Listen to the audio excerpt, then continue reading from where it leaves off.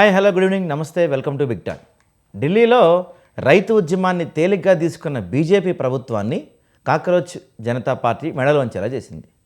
రాజకీయ ప్రత్యర్థులను ఉద్యమాలను తమదైన శైలిలో ఎదుర్కొంటూ వచ్చిన మోడీ విద్యార్థుల పోరాటానికి తల వంచక తప్పని పరిస్థితి కల్పించింది. సీజేపీ ఉద్యమ తీవ్రతను పసిగట్టడంలో నిఘా వ్యవస్థలు, రాజకీయ పార్టీలు, ప్రభుత్వ యంత్రాంగం మొత్తం పూర్తిగా ఎందుకు ఫెయిల్ అయ్యాయి? మరోవైపు కేంద్ర రాజకీయాలు ఇప్పటివరకు పెట్టని కోటగా చక్రం తిప్పుతూ వస్తున్న మోడీ అమిత్ షా వ్యవహార శైలిపై ఆర్ఎస్ఎస్ పెద్దలు ఏమన్నా అసంతృప్తిగా ఉండడానికి ప్రచారం కూడా జరుగుతుంది. ఇదే సమయంలో ఇక తాము కేవలం ఉద్యమ సంస్థగా కాకుండా ప్రెషర్ గ్రూప్గా పనిచేస్తామని కాక్రోచ్ జనతా పార్టీ ప్రకటించడం రాజకీయంగా ఎలాంటి పరిణామాలకు దారితీయబోతుంది?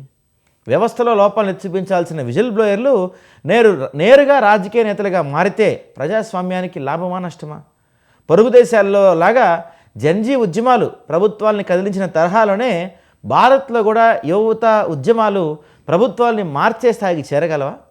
ఆర్ఎస్ఎస్ చీఫ్ మోహన్ భాగవత్ ఈ మధ్యకాలంలో చేసిన కొన్ని వ్యాఖ్యలు కూడా వాటిని అమిత్ షా మోడీలకు హెచ్చరికగా భావించవచ్చా మనం? ఎందుకంటే ఈ 12 సంవత్సరాల కాలంలో ఒక తిరుగులేని నేతగా మోడీ చలామణి అవుతూ వచ్చారు. ఆయనకి దేశవ్యాప్తంగా కాదు ప్రపంచంలో కూడా ఎక్కడ తిరుగులేని నేతగా ఆయన హవా నడిచింది. ఏ ఎన్నికలో చూసుకున్నా, ఏ అంశంలో చూసుకున్నా మోడీ గారికి లేకపోతే మోడీ అమిత్ షా గారి ద్వయానికి తిరుగు లేకుండా వాళ్ళ హవా నడిచిందని చెప్పచ్చు. ఎక్కడా కూడా ఇంతవరకు వాళ్ళు వెనకడుగు వేయలేదు. ఇక్కడ మనం మొదలు పెట్టాలంటే దాదాపుగా మొన్న డీలిమిటేషన్ బిల్ దగ్గర నుంచి కొంత తిరోగమన అంటే కొన్ని వ్యతిరేక పవనాలు వేస్తున్నాయి. ఎందుకంటే మొట్టమొదటిసారి పార్లమెంట్లో ఇలాంటి ఒక బిల్లు పెట్టి, అది కూడా చాలా కీలకమైన బిల్, డీలిమిటేషన్ ఇంకా మహిళలకు 33% రిజర్వేషన్ లాంటి బిల్లుని ప్రవేశపెట్టి దాన్ని పాస్ చేయించుకోలేకపోయిన పరిస్థితి వచ్చింది. ఆ తర్వాత ఈ విద్యార్థుల ఉద్యమం, గతంలో రైతు ఉద్యమాలు ఇలాంటి అనేక ఉద్యమాలని చాలా నాగ్గా టాక్టిక్గా డీల్ చేయగలిగారు మోడీ గారు. ఉదాహరణకి నోట్ల రద్దప్పుడు కావచ్చు, అనేక అంశాలపైన చాలా ప్రజా వ్యతిరేకత రాకుండా వాటిని డీల్ చేస్తూ వచ్చారు. దేనికి తలగ్గకుండా పోరాటం చేస్తూ, దేనికి తలగ్గకుండా రాజకీయం చేస్తూ వచ్చారు బీజేపీ వాళ్ళు. కానీ యూత్ చేసిన ఈ ఉద్యమానికి ఎందుకు తలగ్గాల్సి వచ్చింది అంటే, ఈ ఉద్యమం ఇంత స్థాయికి వెళ్తుందని ముందే ఊహించలేకపోయారా? ఏం జరిగింది? మోడీ షా ద్వయానికి వాళ్ళ ఇమేజ్కి బీటలు వారుతుందా? ఈ అంశాలన్నీ కూడా ఈరోజు మనం బిగ్ టాక్లో చర్చిద్దాం. మనతో ఈ అంశం గురించి మాట్లాడటానికి టీపీసీసీ సెక్రటరీ కస్బా శ్రీనివాస్ గారు ఉన్నారు. శ్రీనివాస్ గారు నమస్తే అండి. శ్రీనివాస్ గారు, ఇందాక నేను చెప్పినట్టుగా డీలిమిటేషన్ బిల్ దగ్గర నుంచి కొంత మొదటి దెబ్బ తగిలిందని చెప్పుకోవచ్చు. ఎందుకంటే 12 ఏళ్లలో వీళ్ళకి తిరుగులేని ఆధిపత్యం ప్రదర్శిస్తూ వస్తున్నారు అన్ని చోట్ల.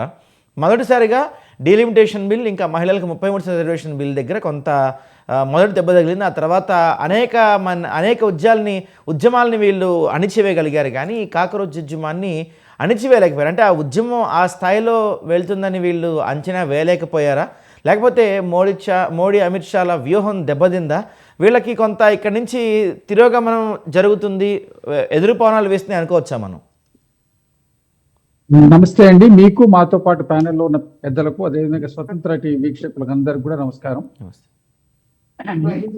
మొన్న జరిగినటువంటి ఢిల్లీలో జరిగిన కాక్రోచ్ జనతా పార్టీ చేసినటువంటి ధర్నా తర్వాత జరిగినటువంటి పరిణామాలు, కేంద్ర మంత్రి విద్యాశాఖ మంత్రి రాజీనామా చేయడం, ఇవన్నీ అంతకుముందు జరిగినటువంటి మన నిరాహార దీక్ష విరమణ, ఎన్ని కార్యక్రమాల్లో భారతీయ జనతా పార్టీ విఫలమైందా అంటే విఫలమైంది. కానీ ప్రజలు విజయం చెందారని చెప్పి ఇక్కడ మనం గమనించాలి.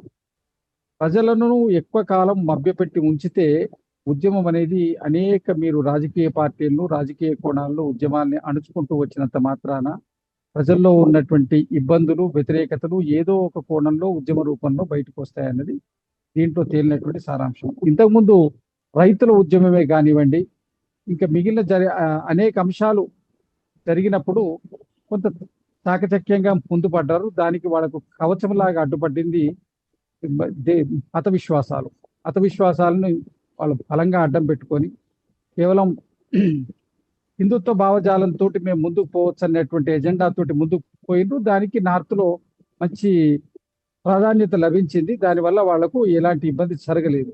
కానీ ఇప్పుడు ఈ 12 సంవత్సరాలు దాటిపోయింది, రెండోసారి అయింది, మూడోసారి వారు వచ్చిన తర్వాత ప్రజలు గమనిస్తున్నారు. పెరిగినటువంటి ధరలు, పెరిగినటువంటి నిరుద్యోగం, దేశంలో సంపద ఏకీకృతమవుతోంది.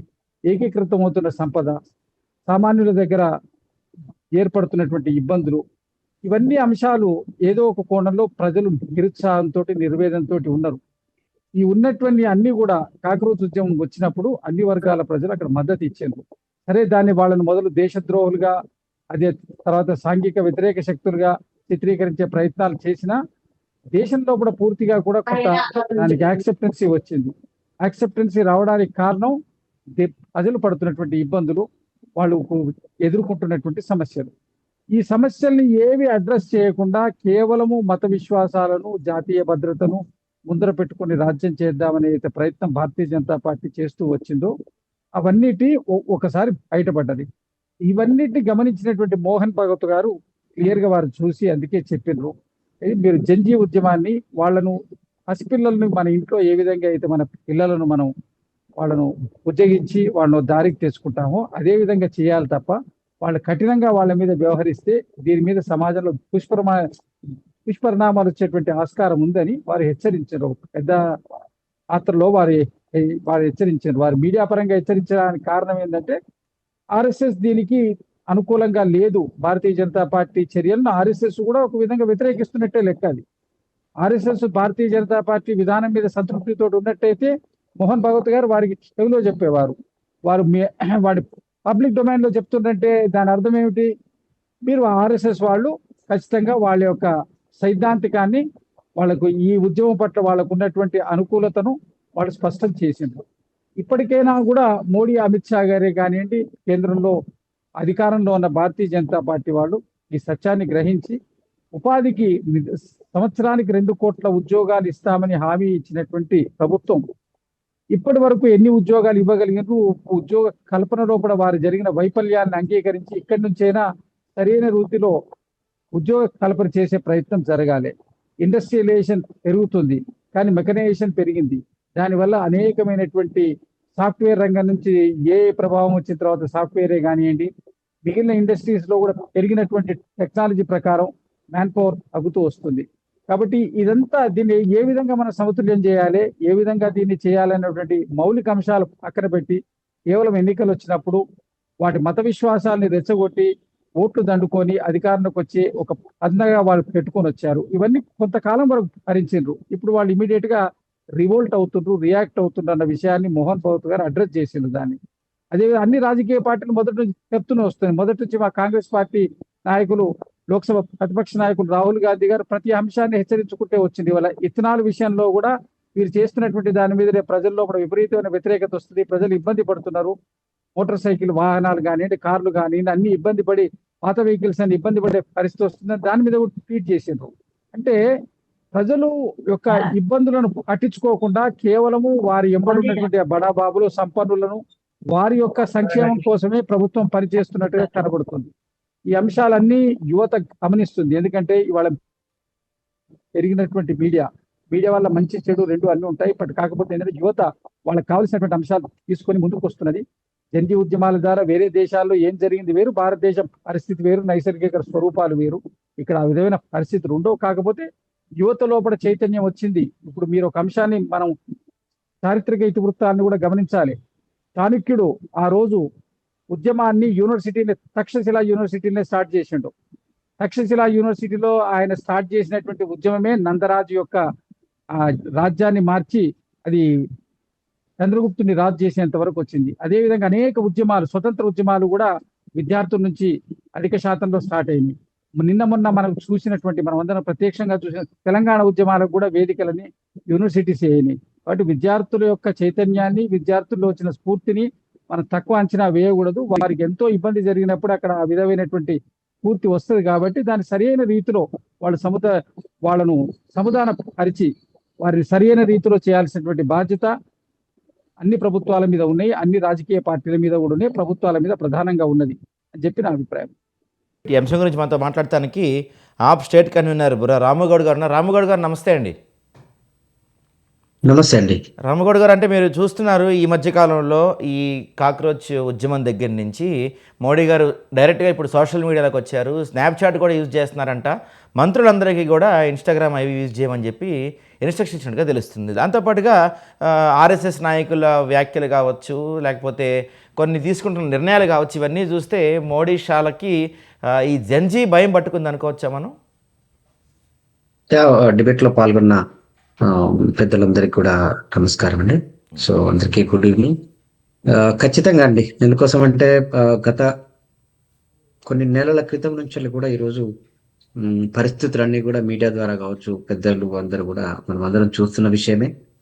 ఆ, ముఖ్యంగా చెప్పాలంటే ఏ పార్టీ అయినా, ఏ ప్రభుత్వం అయినా ఇటు ప్రజల కష్టాలు, అట్లాగే యువత కష్టాలు, అట్లాగే రైతుల కష్టాలను విస్మరిస్తే ఖచ్చితంగా తిరుగుబాటు తనం ఎదురవుతుందనేది నిజం. ఇది మనం చూస్తున్నాం. ఎందుకోసం అంటే ఈరోజు రైతు ఉద్యమాలని చాలా సింపుల్ గా కొట్టేసిన కేంద్ర ప్రభుత్వం తర్వాత సరిదిద్దుకోవడానికి ప్రయత్నాలు చేసింది.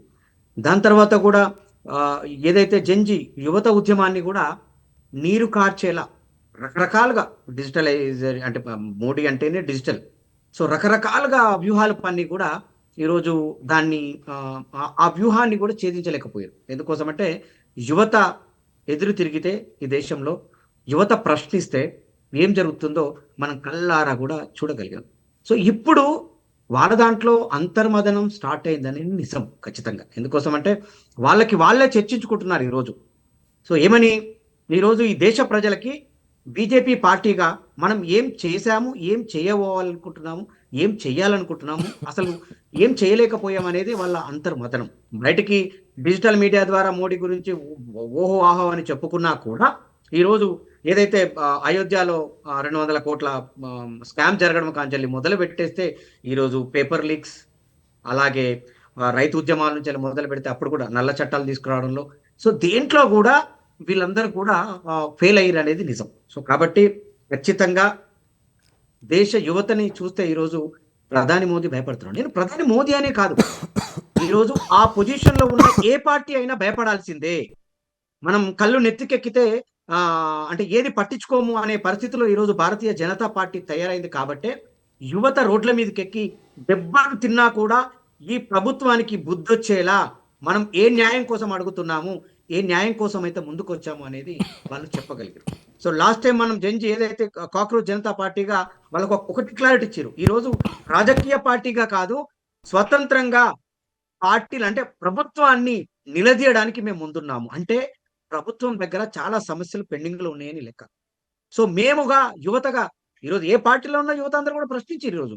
ఈరోజు నీటి ఉద్యమంలో రోడ్ల మీదకి ఎక్కిరు అందరూ కూడా, అన్ని పార్టీలు కూడా. ఇంకా బీజేపీకి తెలియదు, బీజేపీ పార్టీ నాయకులు కూడా కింద కూడా వాళ్ళని తిట్టుకుంటూ, అంటే ఎందుకు విద్యార్థులందరూ ఉద్యమాలు చేస్తుంటే, యువత అందరూ రోడ్ల మీదకి ఎక్కుతుంటే మా వాళ్ళు మమ్మల్ని కట్టడి చేస్తున్నారనే పరిస్థితి కూడా వచ్చింది. సో ఏది ఏమైనా ఈరోజు రైతు ఉద్యమాలే కావచ్చు, యువత ఉద్యమాలే కావచ్చు, అలాగే ఇప్పుడు పెట్రోల్ E20 ఇథనాయిల్ తీసుకురావడమే కావచ్చు, వీళ్ళందరూ కూడా వాళ్ళు స్వయం కృపరాధం చేస్తున్నారు. ప్రజల అభిప్రాయాన్ని తీసుకోకుండా వాళ్ళ సొంత అభిప్రాయాలను ఇంప్లిమెంట్ చేయడం వల్లనే ఈరోజు మోదీకి ఇంత పెద్ద అంటే అతని క్రేజ్ మసకబారుతుంది అనేది నిజం. సో మోదీ గారు చేస్తున్న మోదీ షా టీం చేస్తున్న ఏవైతే తప్పులు ఉన్నాయో ఈరోజు చాలా మంది ప్రజలు గుర్తించారు. ప్రజలందరూ కూడా వాటిపైన ప్రశ్నించడానికి, ప్రజల గొంతుగా బయటకు వచ్చి ప్రజల గొంతుకగా ప్రశ్నించడానికి ఈరోజు యువత ముందుకొచ్చి పార్టీలను ప్రశ్నిస్తారు. సో ప్రశ్నించడంలో తప్పు లేదు. ప్రజల కోసం పనిచేస్తుంటే ఈరోజు ఏ పార్టీని ప్రశ్నించే అవసరం ఉండదు. సో కాబట్టి ఖచ్చితంగా మోదీ యొక్క ప్రభావం తగ్గుతుంది అనేది నిజం.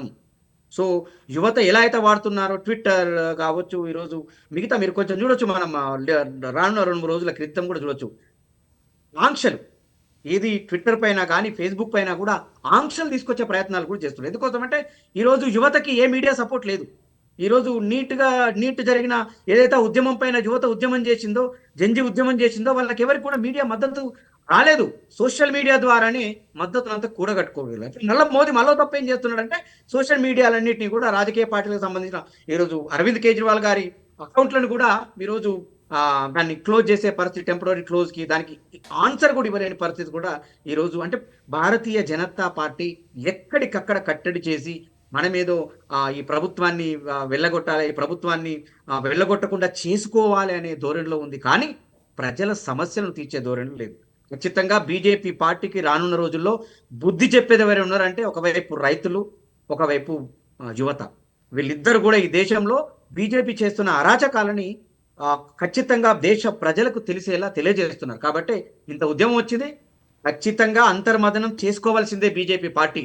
అది లేదు కాదు బీజేపీ నాయకులు లేదు లేదు మా పార్టీ మళ్ళీ మంచిదే, మా మోదీకి అన్న తీటుగా ఈ దేశంలో ఎవరు లేరు అంటే వాళ్ళు పప్పులో కాలేసినట్టే.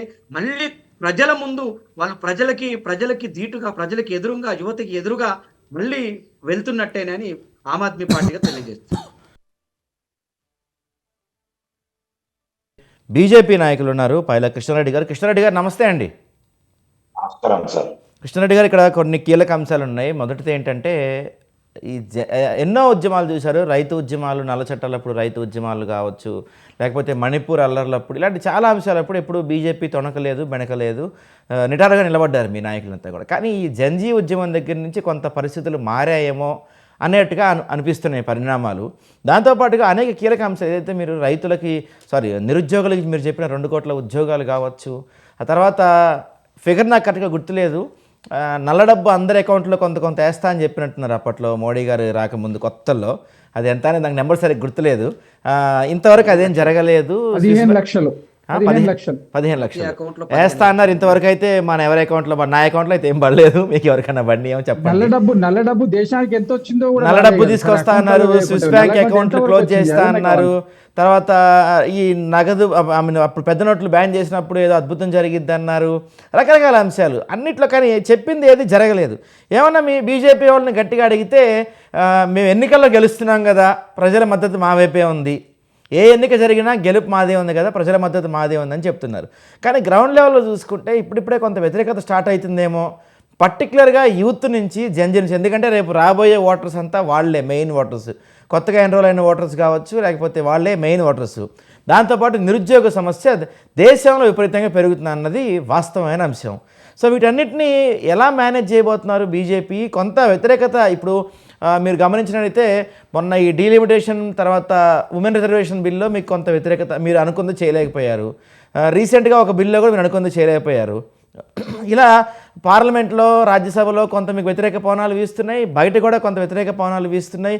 ఆర్ఎస్ఎస్ చీఫ్ మోహన్ భగత్ కూడా కొన్ని కీలకమైన కామెంట్స్ చేశారు. అంటే ఏం జరుగుతుంది బీజేపీలో? మోడీ షాల ఇమేజ్ కొంత ఏమైనా మసకబారుతుందా? ఏం చెప్తారు మీరు?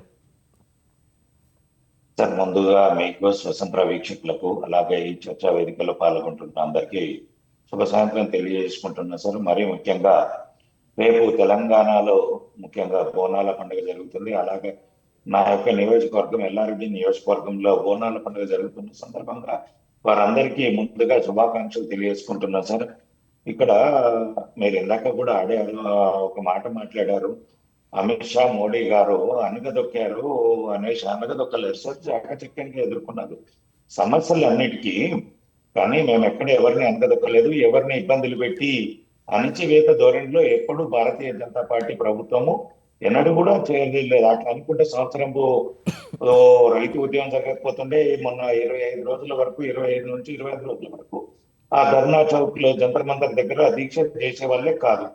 దౌర్జన్యంగా ప్రజాస్వామ్యయుతంగా వాళ్ళు చేస్తున్నారు కాబట్టి వారిని సహకరించారు.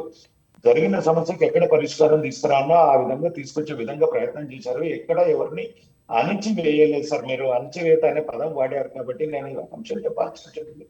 ఇంకొక ముఖ్య విషయం సార్, మోడీ గారు ఎక్కడ తగ్గలేరు, ఎక్కడ ఎవరు పెరిగింది కాదు సార్. ఇక్కడ సమస్యను అడ్రస్ చేసుకోవడానికి ఒక్కొక్కరికి ఒక్కొక్కసారి ఒక సమస్యకు సమయం పడుతుంది. ఆ సమయానుకూలంగా కొన్ని టైం పట్టవచ్చు. దాన్ని చాకచక్యంగా ఎదుర్కోవడానికి కొంత సమయం తీసుకున్నారు అంతే తప్ప దీంట్లో వాళ్ళు ఏదో జారించిందని అసలు నేను చెప్పదలుచుకుంది సార్. కాక్రోచ్ జనతా పార్టీ పుట్టింది ఏ విధంగా, ఏ అంశం గురించి పుట్టింది? ఒక వెటకారంగా ఒక సుప్రీంకోర్టు సిజే గారు మాట్లాడితే కాక్రోచ్ లాగా తయారైందంటే, దానికి ఒక వెటకారంగా ఒక పార్టీని స్టార్ట్ చేసి సోషల్ మీడియాలో పెడితే, దానికి సోషల్ మీడియాలో ఇక యువకులు ఫాలో అయినరు, దాన్ని ఫాలో అప్ అయినరు. దాన్ని ఎక్కడికి తీసుకొచ్చిండ్రు? అది తీసుకొచ్చేసి నీట్ పేపర్ భారతీయ జనతా పార్టీకి వ్యతిరేకంగా ఈ పార్టీ పుట్టిద్దా అనే విధంగా ఇది చేయడం జరిగింది. దానికి పెద్ద సమస్య ఏం కాదు సార్. దీని అంతటికి దీని వెనకాల ఎవరు ఉన్నారు, ఏం చేస్తున్నారు, యువతను ఎవరినో రెచ్చగొడుతున్నారు అనేది పూర్తిగా తెలిసిన విషయమే. ఇంకొక ముఖ్య అంశం సార్, వీళ్ళు ఎంత యూత్ అని మొత్తుకుంటున్నారు. గొంతెత్తుకున్నంత మాత్రాన యూత్ ఎంత సపోర్ట్ చేస్తుందో మా అందరికీ తెలుసు. భారతీయ జనతా పార్టీకి ఏ గ్రామంలో ఇప్పుడు మన శ్రీనివాసరావు గారు కానీ, రామగౌడ్ గారు కానీ విలేజ్ లోకి వెళ్తే 90% of the youth Bharatiya Janata party తోటి ఉండేది. భారతీయ జనతా పార్టీ సిద్ధాంతాలకు అనుకూలంగా పనిచేస్తున్నారు. వాళ్ళు భారతీయ జనతా పార్టీ యొక్క విధానాన్ని నచ్చి భారతీయ జనతా పార్టీకి అనుసంధానంగా ఉన్నారు సార్. మీరు ఎక్కడైనా చూడండి, బీజేపీ బలము ఏంది అంటే ఫస్ట్ యువతనే ఆ బలం సార్. దాన్ని ఏదో వీళ్ళు డైవర్ట్ చేయడానికి డ్రామాలు, యాక్టింగ్లు, ఏదో యువతను మొత్తం ఇది చేస్తున్నారని భారతీయ జనతా పార్టీకి దూరం చేయడానికి వీళ్ళు ఎన్ని కుట్రలు పన్నినా, యుక్తులు పన్నినా అది సాధ్యమయ్యే పరిస్థితి కాదు. ఇంకొక అంశం సార్, మేము ఎక్కడ కూడా ఈ రోజు 12 సంవత్సరాలు అంటే అతిగతంగా ఎలాంటి ఇబ్బంది లేకుండా పాలన చేసినా ఈ గత సంవత్సరం నుంచి వస్తున్న పరిస్థితులు ఏంటంటే సార్, గ్లోబల్ గా ఇది భారతదేశం ఒకటే కాదు, ప్రపంచ వ్యాప్తంగా నెలకొన్న అనిశ్చిత పరిస్థితులు ఒకటి, వస్తున్న సమస్యలు ఒకటి, మనకు దాన్ని ఎదుర్కోవడము, దాని ద్వారా సమస్య దేశంలో ఏర్పడడము సార్. Right sir. అయితే ఇక్కడ ఒక చిన్న ఇంటరప్షన్. ఇందాక మీరు చెప్తున్నారు ఇవన్నీ బాగానే ఉన్నాయి. అయితే నేను అడిగిన మెయిన్ క్వశ్చన్స్ ఈ సీజేపీ గురించి, వాటి గురించి కాసేపు పక్కన పెట్టేద్దాం. మీరు చెప్పిన 2 కోట్ల ఉద్యోగాల హామీ ఎంతవరకు వచ్చింది, మీరు చెప్పిన ఒక్కొక్క అకౌంట్లో 15 లక్షల హామీ ఎంతవరకు వచ్చింది, వాటి గురించి కూడా మాట్లాడుకుందాం సార్. సార్ దాంట్లో 15 లక్షలు అనే మాట నల్లధనం వస్తే ఇంత వస్తుందేమో అని చెప్పి అన్నారు. ఏ సార్ అనేది ఎక్కడ లేదు, ఒక్క స్టేట్మెంట్ చూపించండి సార్. దాన్ని వక్రీకరించి 15 సరే సరే సరే సరే సరే సార్, మీరు చెప్పినట్టు దాన్ని వక్రీకరించాం అనుకుందాం. నల్లధనం ఎంత వచ్చింది ఇప్పటివరకు ఇండియాకి, తిరిగి ఎంత తీసుకురాగలిగారు ఈ 12 ఏళ్ళు? ఎప్పుడైనా ఒక శ్వేతపత్రం రిలీజ్ చేశారు దానిపై ఇంతకాలంలో మీరు ఎప్పుడైనా? ఇప్పుడు ఎంత వచ్చింది అనేది ఒకటి సార్ కేంద్రం దగ్గర ఉంటది, కేంద్రం డాటా ఇవ్వగలుగుతుంది. అది సమయం వచ్చినప్పుడు, సందర్భంగా మాట్లాడాల్సి వచ్చినప్పుడు ఆ ఇష్యూ గురించి మాట్లాడితే ఇబ్బంది పడాల్సిన అవసరం ఏం లేదు. ఇప్పుడున్న సమస్యలను మనం అడ్రస్ చేద్దాం సార్. ఇప్పుడు ఆ 14 లక్షలు, 15 లక్షలు, 12 ఏళ్ల కింద సమస్య మాట్లాడదామా? సరే సరే సరే సార్, మీరు చెప్పినట్టే అది కూడా పక్కన పెడదాం. మనం అది కూడా పక్కన పెడదాం. 2 కోట్ల ఉద్యోగాల సంగతి ఎంతవరకు వచ్చింది సార్? ఉద్యోగాల సమస్య అనేది సార్ ఎక్కడైనా ఇది నిరంతర ప్రక్రియ సార్. ఒక రోజు 2 కోట్ల ఉద్యోగాలు ఈ ప్రభుత్వం ఇస్తానా, ఆ ప్రభుత్వం ఇస్తానా కాదు. ఈ మనకు సరిపడా ఎంప్లాయ్మెంట్ ను క్రియేట్ చేయగలిగినమా లేదా, రెండోది ఖాళీలు ఇప్పుడు ఏదైతే వేకెన్సీస్ అవుతున్నాయి వాటిని ఫిల్ చేసినామా లేదా, రెండోది జనాభా పెరుగుతున్న దాని నిష్పత్తి ప్రకారం ఉద్యోగాల నియామకాలు జరుగుతున్నాయా లేదా అనేది మనము ఒకటి చర్చించాలి సార్. మనము ఇప్పుడు మన దగ్గర 10 మంది అవసరం ఉంటే 20 మందిని పెట్టుకోలేము. మనకి ఇప్పుడు జనాభా పెరుగుతున్నప్పుడు మనకు దానికి నిష్పత్తిగా మనకు ఉద్యోగ అవకాశాలు కల్పిస్తున్నారా లేదా, అది ప్రైవేట్ రంగంలోనా, ప్రభుత్వంలోనా, లేదంటే ఏ ఇతర సంఘ ద్వారానన్నా అది ఫుల్ఫిల్ జరుగుతుందా లేదా అనేది మనం ఒకటి చూడాల్సిన అవసరం ఉంది. మేక్ ఇన్ ఇండియా ద్వారా చాలా కంపెనీలకు ప్రోత్సాహకాలను ఇవ్వడం ఉంది. ఎంఎస్ఎంఈ ద్వారా స్వతంత్రంగా ఇది పెట్టుకునే వాళ్లకు ప్రోత్సాహకాలు ఇచ్చారు. ఇప్పుడు వృత్తి అంటే 18 కులాలు ఉన్నాయి.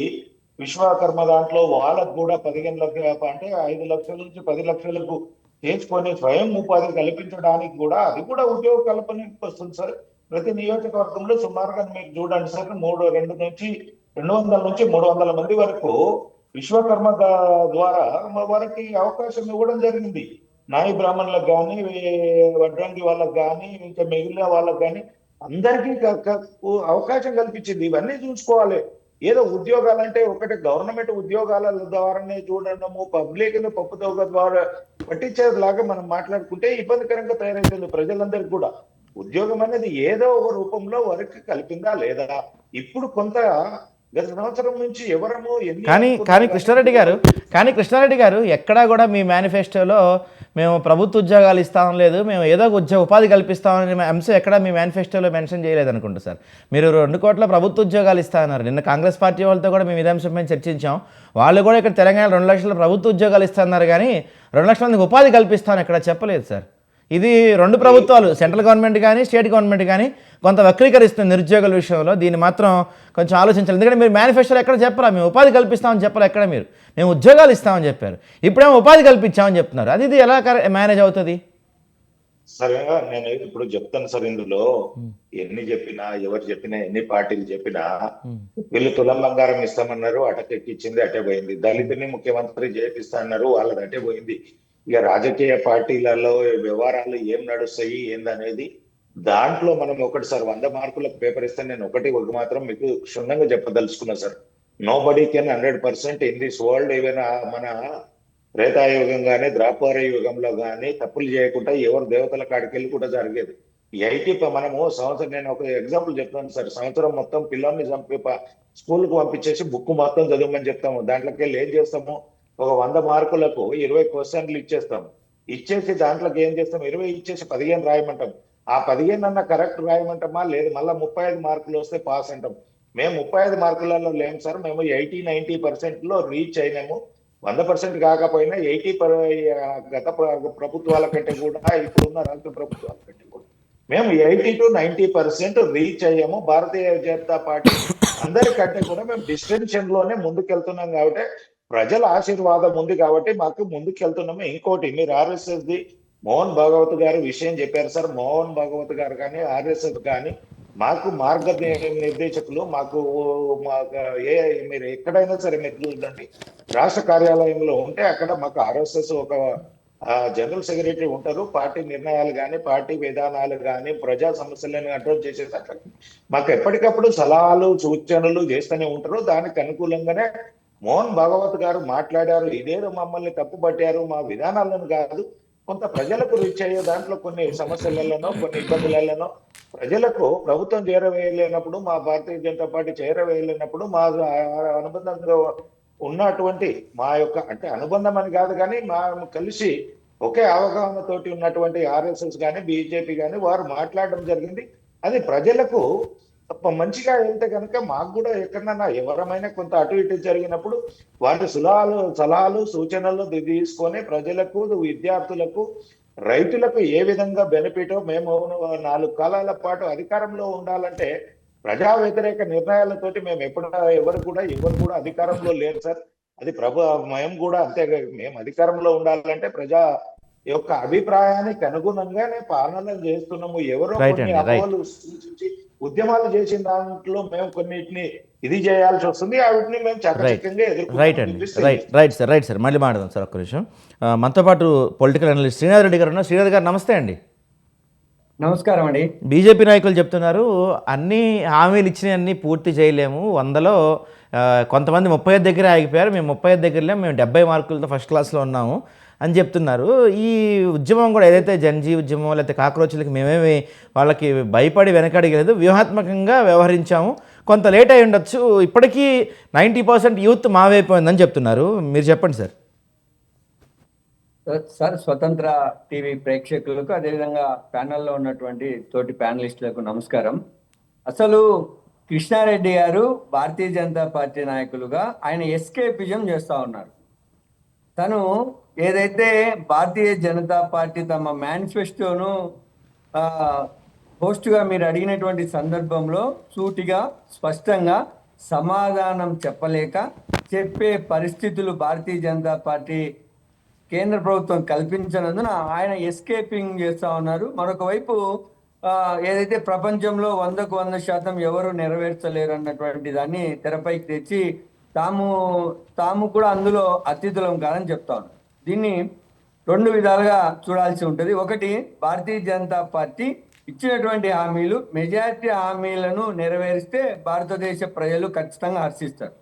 అయితే ఇక్కడ మెజారిటీ హామీలు అమలు చేస్తూ ఉన్నారా లేదా అన్నటువంటిది కృష్ణారెడ్డి గారు చెప్పలేదు. కానీ మార్కులు 30-40 మిగతా వాళ్ళతో కంపారిజన్ చేసుకొని మీరు ఎక్కువ మేము పర్సెంటేజ్ చేశామంటున్నారు. కాబట్టి ఈరోజు భారతీయ జనతా పార్టీ మిగతా రాజకీయ పార్టీలకు భిన్నంగా ప్రజలకు సేవ చేస్తుందన్నటువంటి నమ్మకంతోనే ఈరోజు భారతదేశంలోనే పార్లమెంటులో అత్యధిక స్థానాలు ఉన్న ఏకైక పార్టీగా భారతీయ జనతా పార్టీని ప్రజలు కూర్చోబెట్టారు, విశ్వసించారు.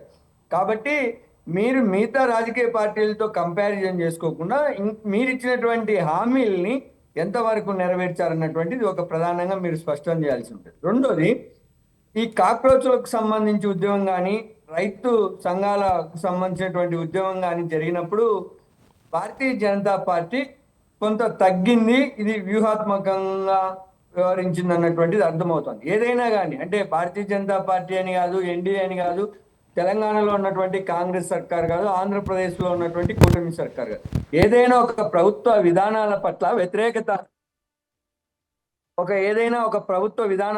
వ్యతిరేకత వచ్చినప్పుడు, ప్రజా ఉద్యమం వచ్చినప్పుడు దాన్ని పునఃసమీక్షించుకునేటటువంటి బాధ్యత కేంద్ర ప్రభుత్వమైన రాష్ట్ర ప్రభుత్వాలపైన ఉంటుంది. అలా పునఃసమీక్షించుకొని గతంలో రైతు చట్టాల విషయంలో కొన్నిటిని వెనక్కి తీసుకునింది. అప్పుడు ప్రజలు కూడా హర్షించారు. అది రైతు ఉద్యమానికి సంబంధించినటువంటి విజయంగా భావించినా కూడా భారతీయ జనతా పార్టీ కూడా వ్యూహాత్మకంగా కొన్ని పునః పరిశీలన చేసుకొని తమ ప్రభుత్వంలో ఏదైతే తప్పులు జరుగుతున్నాయో వాటిని పునఃసమీక్షించుకుంది. దీన్ని ఖచ్చితంగా హర్షించాల్సిందే, భారతీయ జనతా పార్టీ నిర్ణయాన్ని హర్షించాల్సిందే. సేమ్ ఈరోజు కాక్రోచ్ జనతా పార్టీకి సంబంధించినటువంటి ఉద్యమంలో భారతీయ జనతా పార్టీ పునఃసమీక్షించుకోవడం వల్లే కేంద్ర విద్యాశాఖ మంత్రి ధర్మేంద్ర ప్రధాన్ రాజీనామా చేశాడు. ప్రధానమంత్రి నరేంద్ర మోదీ ఈ విద్యార్థులకు క్షమాపణ చెప్పారు. వారిపైన కక్షపూరిత ధోరణితో వ్యవహరించకుండా ఉండాలని రాష్ట్ర ప్రభుత్వాలకు దిశానిర్దేశం చేశారు. ఫాస్ట్ ట్రాక్ కోర్టుల పేరుతో ఏదైతే పేపర్ లీకేజ్ అంశంలో కఠిన చర్యలు తీసుకోవడానికి కూడా భారతీయ జనతా పార్టీ నేతృత్వంలోని కేంద్ర ప్రభుత్వం ముందుకు వచ్చింది. దీన్ని 100% హర్షించుతాం. అయితే ఏదైతే మేనిఫెస్టో విషయంలో కృష్ణారెడ్డి గారు చెప్తున్న విధానమైనా, ఈనాడు కేంద్ర ప్రభుత్వం అమలు చేస్తున్నటువంటి విధానమైనా ఖచ్చితంగా అది బాధ్యతారాహిత్యమే. మీరు ఎన్నికలలో చేసినటువంటి వాగ్దానాలను ఖచ్చితంగా అమలు చేయాల్సిందే. అంటే మేము 100 చెప్తాము, మిగతా రాజకీయ పార్టీలు 35 చేస్తే మేము 40 చేస్తామంటే కుదరదు. ఏ రాజకీయ పార్టీ అయినా తమ మేనిఫెస్టోలో ప్రకటించినటువంటి అంశాలన్నిటినీ ఖచ్చితంగా నెరవేర్చాల్సిందే. ఎందుకంటే నెరవేర్చలేని హామీలను మీరు ఎన్నికల మేనిఫెస్టోలో ఎందుకు పెట్టారన్నటువంటి ప్రశ్నకు మీరు మరి ఏం సమాధానం చెప్తారని నేను ఈ సందర్భంగా ప్రశ్నిస్తా ఉన్నా. ఏదైతే రాజకీయ పార్టీలు మేనిఫెస్టోలో పెడుతున్నటువంటి అంశాలన్నీ అవి ఖచ్చితంగా ఇవి నెరవేర్చడానికి, లేదా ఇవి ప్రజలకు మేము హామీ ఇస్తా ఉన్నాం, వీటిని తీరుస్తామన్నటువంటి దృక్పథంతోనేగా మీరు ఇచ్చేది. ఓట్ల కోసమో సీట్ల కోసమో అమలు కాని హామీలను ఇచ్చినటువంటి రాజకీయ పార్టీలు గద్దెనెక్కిన తర్వాత ఈరోజు వెనకడుగు వేస్తూ ఉన్నాయి. ఏమైతే మేనిఫెస్టోలో ప్రకటించిన అంశాల్లో మేము మెజారిటీని అమలు చేస్తామని చెప్తారు. అంటే మిగతా అమలు చేయని వాటిని ప్రజలు నమ్మి ఓట్లు వేసినందుకు ఈరోజు వారికి మీరు ఏం సమాధానం చెప్తారనేటువంటిది ప్రశ్నగానే మిగిలిపోకూడదు. ఈ ప్రశ్న కాక్రోచ్ జనతా పార్టీ లాంటి అనేక ఉద్యమాలకు నాంది పలుకుతుందని ఈ సందర్భంగా తెలియజేస్తా ఉన్నా సార్. రైట్ అండి, రైట్. కస్బా శ్రీనివాస్ గారు, సార్ మీరు చెప్పండి. అంటే బీజేపీ నాయకుల మాటలు మీరు విన్నారు కదా. సో అన్నీ సాధ్యం కావు, కొన్ని సిచ్యువేషన్స్లో కొన్నిసార్లు వెనక్కి తగ్గాల్సి వస్తుంది. వెనక్కి తగ్గినంత మాత్రాన ఎవరికో భయపడినట్టు కాదు, కొన్నిసార్లు వ్యూహాత్మకంగా కూడా వ్యవహరించాల్సి ఉంటుంది. అంతే, దాదాపుగా దేశంలో 90% యూత్ మా వైపే ఉన్నారు, మాకు ఇప్పుడు వచ్చిన ఇబ్బంది ఏం లేదు, ఇక రాబోయే తరంలో కూడా మాకు వచ్చే ఇబ్బంది లేదు, బీజేపీ చాలా బలంగా ఉందని చెప్తున్నారు. మరి కాంగ్రెస్ పార్టీ పరిస్థితి ఏంటి? అంటే కాంగ్రెస్ పార్టీ ఇక్కడ ఇప్పుడు నిజంగా ఒకవేళ ఈ జెన్జీ కానీ యూత్ అంతా ఒకవేళ బీజేపీకి వ్యతిరేకంగా ఉన్నారని అనుకుంటే కనుక మరి కాంగ్రెస్కి దగ్గరగా ఉన్నారా? ఎందుకంటే తెలంగాణలో చూసుకుంటే ఆ పరిస్థితి లేదు. మీరు కూడా ఇక్కడ చెప్పిన మాటలు మీరు కూడా నెరవేర్చలేదు. 2 లక్షల ఉద్యోగాల సంగతి లేదు. నిరుద్యోగులు తీవ్రంగా నిరాశలో ఉన్నారు. ఇవాళ చూస్తే కనుక మీరు చూసామంటారు, వాళ్ళ హైడ్రాలో 150, 135 డ్రైవర్ పోస్టుల కోసం దాదాపుగా 1-2 లక్షల మంది స్టూడెంట్స్ అక్కడ నిరుద్యోగులు అక్కడ వెళ్ళిన పరిస్థితి, వాళ్ళపైన కొంత లాఠీచార్జ్ జరిగిన పరిస్థితి కూడా కనపడుతుంది. సో అంటే యూత్ బీజేపీ వైపు లేరనుకుంటే యూత్ని మీరు ఆకట్టుకోగలుగుతున్నారా? లేదు ఒక కొత్త ప్లాట్ఫామ్ ఏమైనా రాబోతుందా? ఏం చెప్తారు మీరు?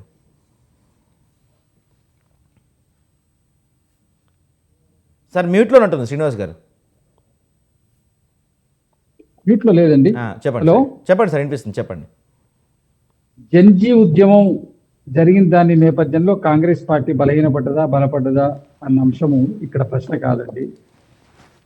ప్రజాపక్షాన ప్రజల యొక్క గొంతుకగా రెగ్యులర్గా కంటిన్యూషన్గా ఉండేటువంటి పార్టీ కాంగ్రెస్ పార్టీ. ప్రతిపక్షంలో ఉన్న, అధికార పక్షంలో ఉన్న సామాన్యుల గురించి ఆలోచించేటువంటి పార్టీ. కొంత యువత లోపల భారతీయ జనతా పార్టీ గత 10 సంవత్సరాలుగా జరిగినటువంటిది ఏంటంటే మతపరమైనటువంటి అంశం లోపల ప్రాధాన్యత ఇస్తూ మెజార్టీ ప్రజల యొక్క యువతను ఆకర్షించడంలో భారతీయ జనతా పార్టీ నిజంగా కూడా సాఫల్యం సాధించింది కాబట్టి 10 సంవత్సరాలు 3 పర్యాయాలు అధికారంలోకి రావడానికి వాళ్ళకి ఆస్కారం వేయింది. ఇవాళ యువతంతా కూడా ఎక్కడ రియలైజ్ అవుతుందంటే ఇవాళ దేశంలో ఏమి జరిగింది ఈ 12 సంవత్సరాలుగా, రూపీ వాల్యూ ఎందుకు పడిపోతుంది రోజు రోజుకు, ధరలు ఎందుకు పెరుగుతున్నాయి, అంతర్జాతీయ మార్కెట్లో క్రూడ్ ఆయిల్ ధరలకు అనుసంధానం లేకుండా ఇక్కడ ఉన్నటువంటి పెట్రోల్ డీజిల్ ధరల వల్ల ప్రజలు ఎంత ఇబ్బంది పడుతున్నారు. తర్వాత ఎంప్లాయ్మెంట్ గురించి మీరు రాష్ట్ర ప్రభుత్వం తెలంగాణలో రాష్ట్ర ప్రభుత్వం గురించి మాట్లాడినప్పుడు అసెంబ్లీలో ఏదైతే కమిటీ ఇచ్చినటువంటి తీర్మానం 1,94,000 ఉద్యోగాలు ఖాళీలు ఉన్నాయి, ఆ ఖాళీలు నింపుతామని ఎన్నికల ముందు మేము హామీ ఇచ్చినాం 2 లక్షల ఉద్యోగాలకు. సంవత్సరానికి 2 లక్షలు కాదండి, ప్రభుత్వంలో మిగులు ఉన్న ఖాళీలు ఉన్నటువంటి 2 లక్షల ఉద్యోగాలు. ఇప్పుడు ఇంకా రిటైర్మెంట్ జరిగినాయి కాబట్టి ఇంకొంత సంఖ్య పెరిగి ఉంటుంది. వీటి నింపడంలో 70,000, 68,000, 69,000 పైసలతో ఉద్యోగాలు వాళ్ళు ఇచ్చిన నోటిఫికేషన్, బీఆర్ఎస్ ఇచ్చినటువంటి నోటిఫికేషన్స్, కాంగ్రెస్ పార్టీ ఇచ్చినటువంటి కలిపి నింపారు. అంటే ఇంకా 1,30,000, 1,50,000 ఉద్యోగాలు ఇంకా పెండింగ్ లో ఉంటే వాటిని కూడా పూర్తి స్థాయిలో నింపుతారు. ఇప్పుడు పోలీస్ రిక్రూట్మెంట్ కు అన్ని శాఖల్లో రెగ్యులర్ గా అంచనాలుగా ఒక అంచెలంచెలుగా ఇచ్చుకుంటూ వెళ్తున్నారు. అంటే ఇక్కడ ప్రభుత్వ ఉద్యోగాలు ఆపేది. ఇది ఇప్పుడు మీరు కేంద్ర ప్రభుత్వంతో కంపేర్ చేస్తే కేంద్రంలో ఉన్నటువంటి అనేక శాఖల లోపల ఎన్ని ఉద్యోగాలు ఖాళీలు ఉన్నాయి, శ్వేతపత్రం ఇవ్వమని. 12 సంవత్సరాలు ఎంత రిక్రూట్మెంట్స్ జరుగుతున్నాయి, ఎన్ని రిక్రూట్మెంట్స్ పడుతున్నాయి, రైల్వేస్ లో జరుగుతున్నాయా, సెంట్రల్ ఏ దాంట్లో ఎన్ని రిక్రూట్మెంట్స్ జరుగుతున్నాయి, ఎన్ని ఖాళీలు ఉన్నాయి, ఎంత రిక్రూట్మెంట్ జరుగుతున్నాయి, శ్వేతపత్రం ఇవ్వనండి, దాంట్లో తేలిపోద్ది కదా. ఇంతకుముందు కృష్ణారెడ్డి గారు మాట్లాడుతూ వారు ఏమన్నారంటే మేము 2 కోట్ల ఉద్యోగాలు కాదు ఉపాధి కల్పించండి. 2 కోట్ల ఉద్యోగాలు ప్రభుత్వ ఉద్యోగాలు ఇవ్వని ఎవరు అడుగుతలేరు.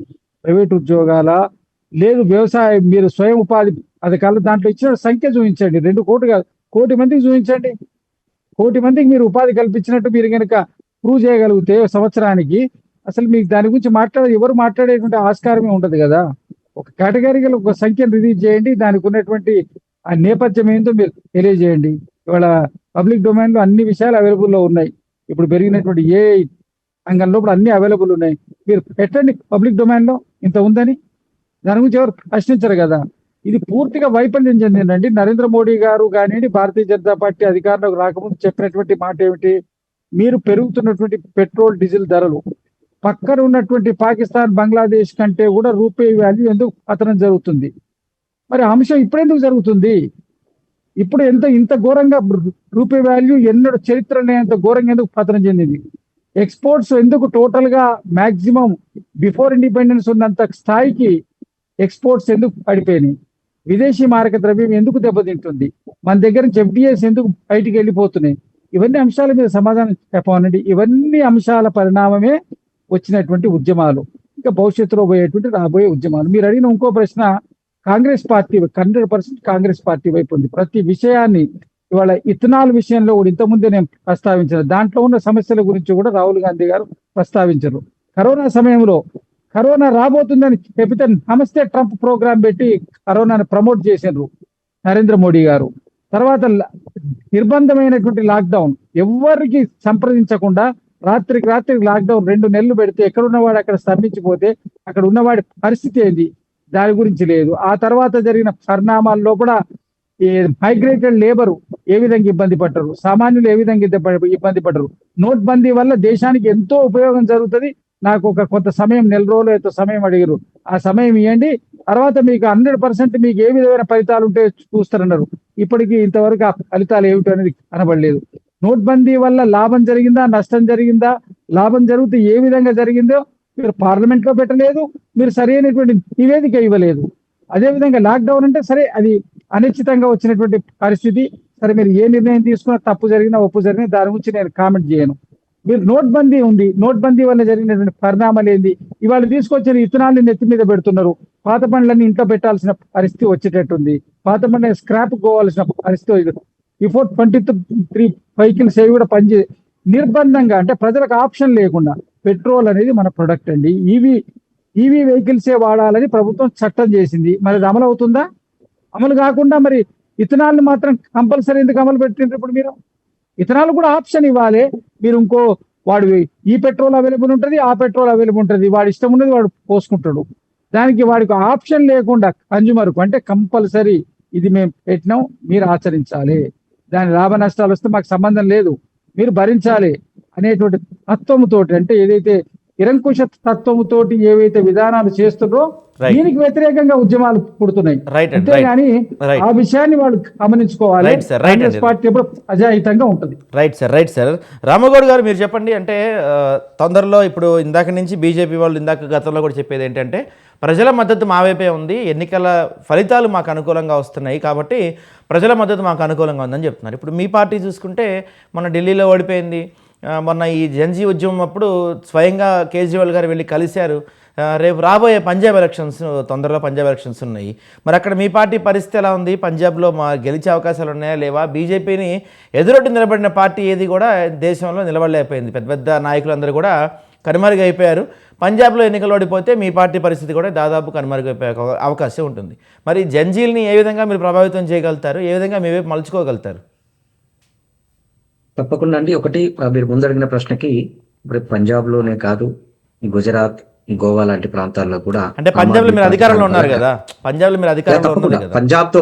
పంజాబ్ తో పాటు గుజరాత్, గోవా లాంటి ప్రాంతాల్లో కూడా ఆమ్ ఆద్మీ పార్టీ పాగా వేయడానికి సిద్ధంగా ఉంది. సో అది ఇప్పుడు మనం ఎంత చెప్పినా కూడా అది కాదు, మనకు ఫ్యూచర్ అది నిర్ణయిస్తుంది. కాబట్టి దానికి వెళ్లే ముందు నేను ఒక మాట చెప్పగలుగుతాను. ఈ రోజు బీజేపీ, కాంగ్రెస్ రెండు కూడా ఇక్కడ ఈ దేశ ప్రజలను మోసం చేసిన పార్టీలే. సో ఒకరు దోచుకుంటే ఇంకొకరు కామ్గా ఉండాలి, తూతు మంత్రంగా మాట్లాడాలి. మళ్ళీ మా ప్రభుత్వాలు మళ్ళీ వచ్చిన తర్వాత మీరు కామ్గా ఉండండి, తూతు మంత్రంగా ఏదైనా చెప్పండి. ఇది వీళ్ళిద్దరి మధ్యలో ఉన్న ఒక సయోధ్య. ఎందుకోసం అంటే ఈ రోజు కాంగ్రెస్ పార్టీ నాయకుడు మాట్లాడుతున్నాడు అంటే మనం ఇద్దరికి నేను వేరే చెప్తున్నాను. ఈ రోజు కేంద్ర ప్రభుత్వం ఉద్యోగ అవకాశాలు ఇస్తా అని చెప్పింది, కానీ ఉద్యోగాలు ఉన్నా కూడా త్వరితగతిన ఉద్యోగాలు ఫిలప్ చేయట్లేదు. అట్ ద సేమ్ టైం ఈ రోజు తెలంగాణలో కూడా రాష్ట్ర ప్రభుత్వం కూడా సేమ్ దాంట్లో ఏం వీళ్ళిద్దరు కూడా తీసిపోలేదు. సో రెండవది ధరల పెరుగుదలలు. ఈ రోజు డీజిల్, పెట్రోల్, గ్యాస్ ధరలు పెరిగినాయి. అయితే కాంగ్రెస్ పాలిత ప్రాంతాల్లో కూడా ఈరోజు తెలంగాణలో కూడా 55.20% ఈ రోజు ట్యాక్స్ రూపంలో తెలంగాణలో వసూలు చేస్తున్నా కూడా మరి ఎక్కడ కూడా పెట్రోల్ ధర పెరిగినప్పుడు ఈ తెలంగాణ ప్రజల కోసం తగ్గిస్తాన్న పరిస్థితి లేదు. అంటే అది ఆదాయ మార్గం, ఓకే, దాన్ని నేను కాదనను.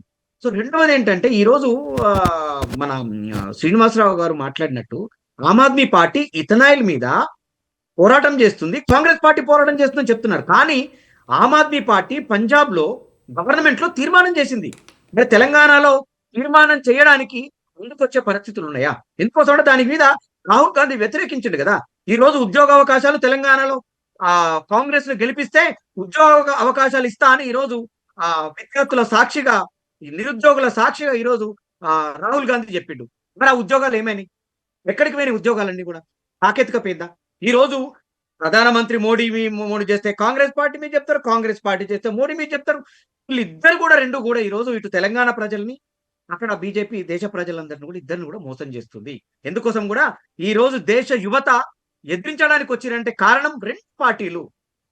ఈ రోజు ఈ రెండు పార్టీలు కూడా ఇటు తెలంగాణలో అటు దేశంలో బీజేపీ ఇద్దరు కూడా మోసం చేస్తున్నారు అనేది నిజం. ఎందుకోసం అంటే ఇదొక్కటే కాదు, అంటే చాలా రకాలుగా ఈ రోజు రామ్ మందిర్ లో 200 కోట్లు మోసడినప్పుడు రాహుల్ గాంధీ ఎందుకు బయటకు వచ్చి మరి ఉద్యమం చేయలే, గట్టిగా ఎందుకు అడగలేకపోయిండు? నేనేమంటున్నానంటే ఒకటే, వీళ్ళిద్దరు కూడా ఆపోజిషన్ పార్టీగా ఉన్నా కూడా ఇద్దరు కూడా మిత్రులు, మంచి మిత్రులే, ఇటు బీజేపీ ఇటు కాంగ్రెస్. సో కాబట్టి ఖచ్చితంగా యువత ఈరోజు ఏ పార్టీలు ఏం చేస్తున్నాయి, ఆ పార్టీల వెనకాల ఉన్న రాజకీయ ఉద్దేశం ఏంది, వాళ్ళు ఈరోజు ఎలక్షన్ టైంలోనే వచ్చే యువతకి మేము ఇప్పుడు ఎవరు మన కృష్ణనే చెప్పినట్టుగా కృష్ణ టైంలో యువత అంతా మా వైపే ఉంది. మరి యువత అంతా మీ వైపు ఉన్నప్పుడు ఈ రోజు నీట్ ఎగ్జామ్ పరీక్షలు లీక్ అయినప్పుడు మరి యువత ఈ రోజు ప్రశ్నించడానికి ముందుకు వచ్చింది కదా. మరి అదే యువత కదా ప్రశ్నించడానికి వచ్చింది. రైట్ అండి. యువతకు అవకాశం ఉన్నాయి, యువతకు ఉంది. రైట్ రాము గారు ఒక్క నిమిషం. రైట్ అండి. ఫైనల్గా మీరు కృష్ణారెడ్డి గారు మీరు కంక్లూడ్ చేయండి సార్. ఫైనల్గా అంటే మీ అభిప్రాయం ఏంటి? నిరుద్యోగంతో పాటుగా బీజేపీ పైన, మోడీ షాల పైన వ్యతిరేకత పెరుగుతుందా? దాన్ని ఏ విధంగా మీరు నివారించబోతున్నారు?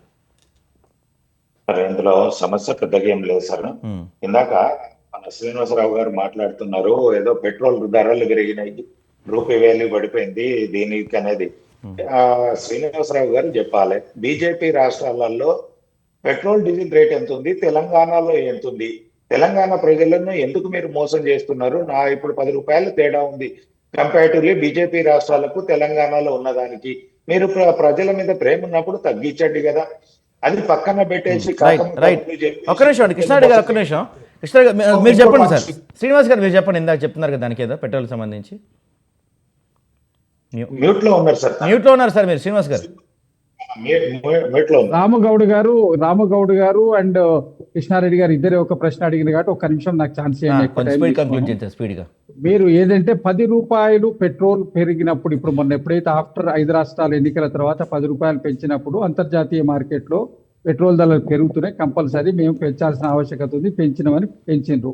మరి ఇప్పుడు అంతర్జాతీయ మార్కెట్లో క్రూడ్ ఆయిల్ ధర పడిపోయింది కదా, $60 పోయింది, $70 పోయింది, $80 పోయింది, $140 పోయినప్పుడు మీరు పెంచినటువంటి తగ్గించండి, మళ్ళీ పెరిగినప్పుడు పెంచండి.